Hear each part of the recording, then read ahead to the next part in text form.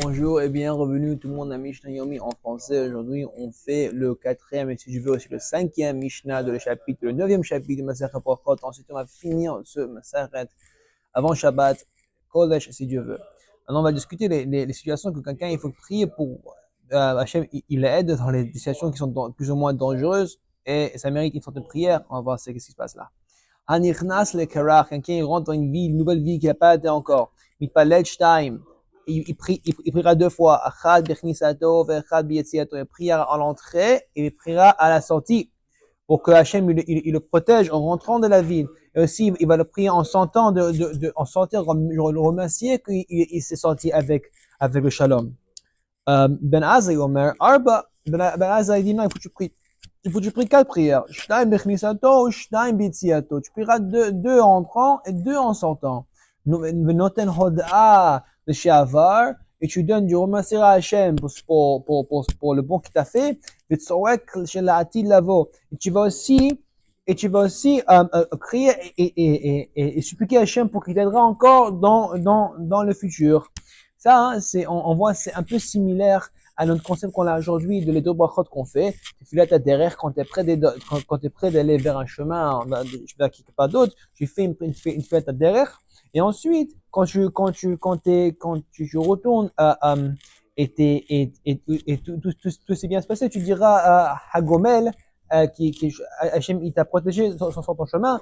Tu diras Hagomel dans la synagogue quand tu retournes d'un voyage, ou par exemple si tu étais malade, ou si tu étais en prison. Il y a quoi dire que ça peut être une source pour cette brachot qu'on fait. Ok, maintenant on va tourner à la dernière Mishnah de la Masechet, et c'est un peu long, mais on va essayer de le faire si on peut. Ok, comment on va discuter ce qu'on a fait déjà un peu avant. Chayav Adam levorech ala ra kishem shiur mevorech ala tov. La personne est obligée de bénir Hachem pour le mauvais qu'il a fait, comme avec le même joie comme s'il faisait une bracha sur le bon. À la base, même si Hachem il fait du mal pour toi, quand même c'est pour ton bon. Chez Nehemar, comme le pasuk qui dit, Ve'ahavta et Hashem Elokecha, dans le chemin, tu t'adorais ton Hashem, ton Dieu, bechol levavecha, avec tout ton cœur, bechol nafshecha, tout ta neshama, bechol nodecha, avec toutes tes meodecha, toutes tes forces. On va voir maintenant comment expliquer cette pasuk. Déjà, on voit qu'est-ce que ça a à voir avec ce pasuk, avec tu bénir Hashem pour le mal comme le bon. Mais là, on va expliquer un peu ces certaines phrases dans ce pasuk de Shema. Bechol levavecha, on dit Shema, bechol levavecha, avec tout ton cœur. Si tu fais gaffe, dans l'hébreu, bechol levavecha, c'est avec les vavecha, c'est avec deux vav. Mais la vérité, lève, c'est un vav. Tu aurais dit bechol levecha. Tu aurais dit tout ton cœur. C'est quoi les vavecha? C'est quoi deux vêtes? Beshnei yetzerecha. Ça vient pour t'impliquer que il faut adorer Hachem avec tes deux yetzer. On sait que c'est par rapport au yetzer, le yetzara, le yetzeratov. Le ton cœur il est relié au Yetzara, c'est beaucoup plus gashmi, physique, et ton cerveau est relié à la Yetzara Tov, qui est beaucoup plus spirituel et intellectuel. Il faut que tu adores Hashem avec Beshnei Yetzerecha, tu adores Hashem avec tes deux Yetzer, Yetzara Tov et Yetzara.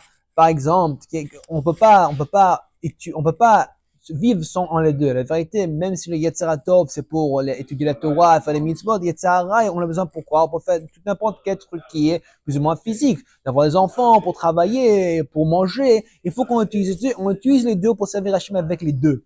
Au Bechol Nafshecha. C'est quoi Bechol Nafshecha? Quand t'aimeras Hachem, t'aimeras Hachem, t'adoreras Hachem avec toute ta neshama, afilu hu notel et nafshecha. Même si Hachem, il te prendra ta neshama. On voit ici une obligation que tu sois prêt à mourir pour Hachem, pour certains mitzvot, pour certains péchés. Il y a trois péchés que quelqu'un il doit laisser se faire tuer plutôt que les casser. C'est de quelqu'un ici il te force pour faire la idolâtrie. Tu es prêt à te tuer, à te laisser faire tuer au lieu de faire ça. Si quelqu'un il te force à tuer un autre juif, toi tu serais prêt à te faire tuer au lieu de faire ça.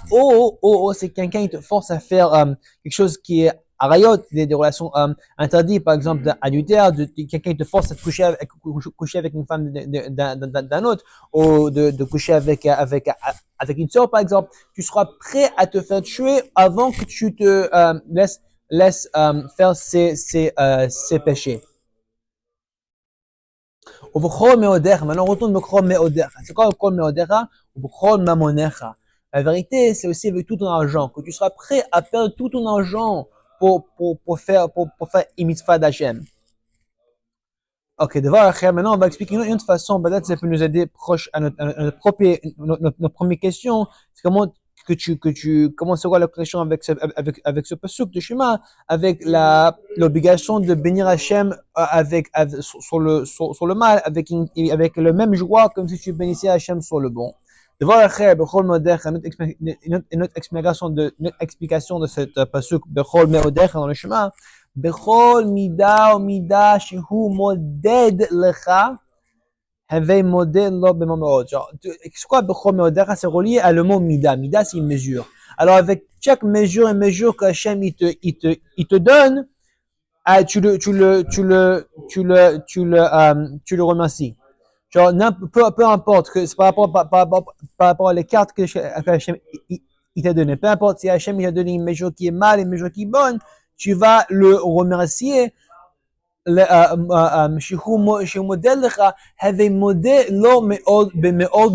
le remercier beaucoup pour ces mesures qu'il t'a données, peu importe qu'ils sont bons, peu importe qu'ils sont mal.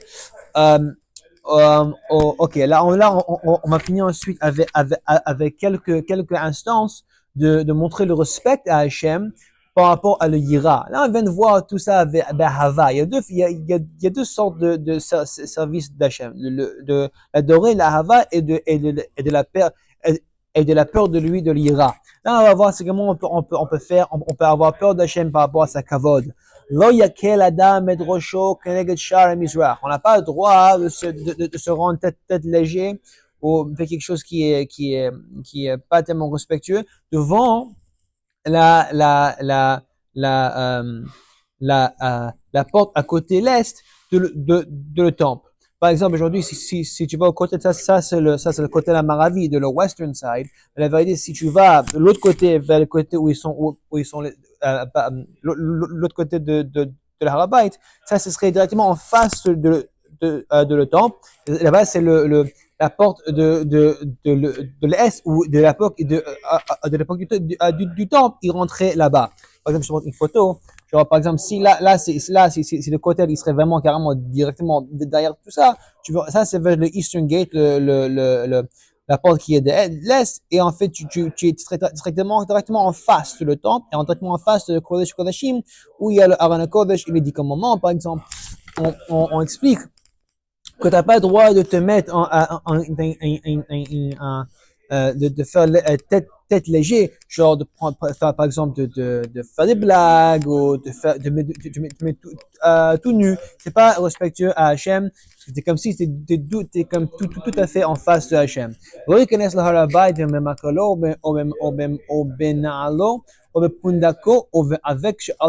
pas le droit de rentrer sur tout le temple, la montagne de le temple, le Harabait, le mont du temple, avec des chaussures, avec un bateau, avec un poche d'argent, et même avec la poussière sur tes pieds. Pandaria. Et comme aussi on a cette halakha dans la synagogue aujourd'hui, il n'a pas le droit de faire le temple, la monte de le temple comme un raccourci, un shortcut pour aller passer vers un autre endroit plus vite. Et on apprend la loi que c'est interdit de cracher là-bas un argument qui s'appelle Kal V'chomer à fortifier. Par exemple, que genre si tu me dis que déjà à la base de mettre des chaussures c'est interdit dans cette montagne et que à la base c'est pas un truc qui est qui est pas tellement par rapport au respect, non, mais c'est interdit là-bas. Encore plus forte raison, à la base de cracher c'est un truc qui manque du respect et pour ça ce serait interdit à la base au temple. C'est un fortifié encore plus forte raison en Kal V'chomer. Ok.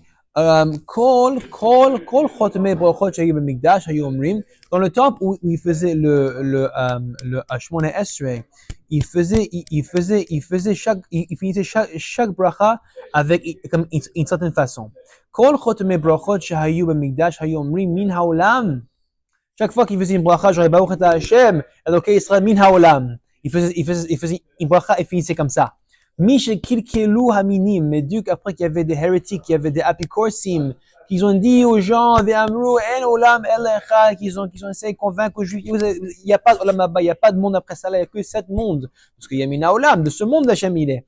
Après ça, ce qu'on a fait, hitkinu, les hachamim, ils ont hitkinu, ils ont établi chez Hiyu omrim min haolam ve'ad olam. Ils ont décrit que dans le temps, quand ils faisaient des brachot, ils vont pas dire Baruch Ata Hashem, Elokei Yisrael min haolam. Ils vont dire Baruch Ata Hashem, Elokei Yisrael min haolam ve'ad haolam, et jusqu'à l'autre monde, pour dire qu'il y a 2 mondes. Ce monde-là et le monde là-bas, quand tu vas recevoir tout ton zrut. Ils ont fait enacter que quelqu'un, quand il va dire bonjour à son copain, il peut même utiliser le nom d'Hachem quand il va le briter. On va penser que c'est pas tellement respectueux d'utiliser le nom d'Hachem pour dire shalom à quelqu'un.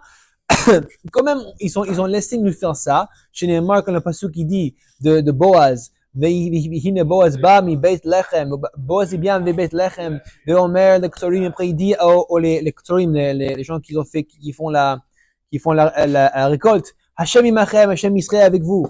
Après ensuite, eux ils l'ont répondu, Hashem, il te bénit. Aujourd'hui, d'ailleurs, on dit ça à Singa quand quelqu'un il a une alia.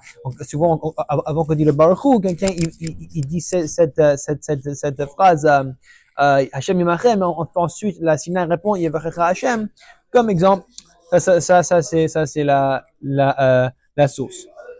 Mais la vérité, peut-être ça c'est pas tellement une bonne raison. Il faut un autre passage pour expliquer d'où on voit cette raison qu'on peut ils ont établi que quelqu'un il peut dire bonjour à quelqu'un avec le nom d'Hachem. Peut-être on a un autre passage avec le juge Gideon qui était choisi d'un ange pour qu'il soit en charge de juifs pour aller en bataille avec les Philistines.